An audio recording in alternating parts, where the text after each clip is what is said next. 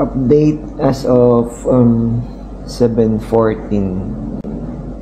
ng umaga. Bumalik na ako dito sa room. Lumabas na si baby. Kanina naghihintay nga ako dun sa baba sa labas ng operating room. Nag-i-emote na ako. I'm still praying for success delivery or success operation ni Boy tsaka kay baby. Ito nga, biglang lumabas yung isang nurse. Nakangiti siya. So, biglang sabi niya sa akin, ganito, "Congrats, sir. Ang gwapo ng baby mo." So yun, from maiyak-iyak ka biglang, gano'n ako, naputin ko na lang kasi doon biglang na-realize ko, lumabas na.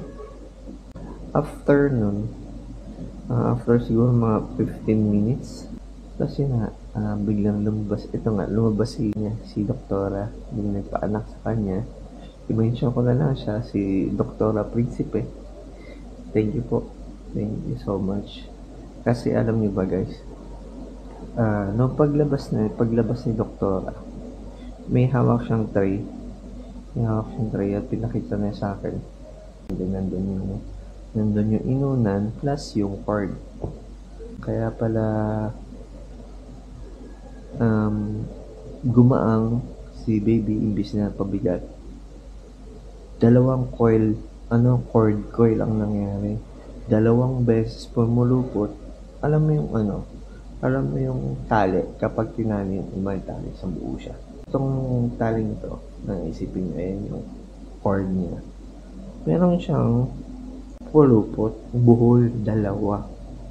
Parang ganito. Diba dapat isang buo lang siyang ganito?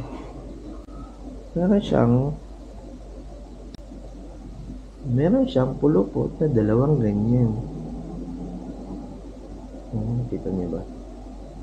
Pulupot siyang dalawa. Parang ganyan, no? So, yung daanan ng dugo, napipigil. Daanan ng nutrients, napipigil. Imbis na makakain si baby, sa cord niya. Wala, mahina, o meron man mahina o konti. Kasi napipigil, nakabuhol. And then, isa pa, dalawang beses na nakabuhol, nakapulupot pa sa dalawang paa niya yung cord niya. Kaya, laking pasasalamat ko kay Doktora Principe dahil sa pagtutok niya. Sobrang bait ni Doc. Sobrang bait, sobrang galing. Wala akong masasabi, the best siya. Dahil sa kanya, naagapan yung posibleng mangyari, na worst na mangyari kay baby. Diba? Kung hindi pa sinisaryan yun or hindi pa kami pinapunta dito, agad-agaran, dapat siya normal, may positive sa contraction. Kaya, kagad na cesarean. So, yun na nga nakita. May cord coil. Ayun. So, laking pasalamat po. Thank you po. Thank you, Lord. Thank you, Doc. Thank you sa lahat na nag-pray. Thank you. Sa ngayon, nandun pa sila sa operating room na minomonitor pa. And then, nakapag-picture ako kay baby. Kawawa siya.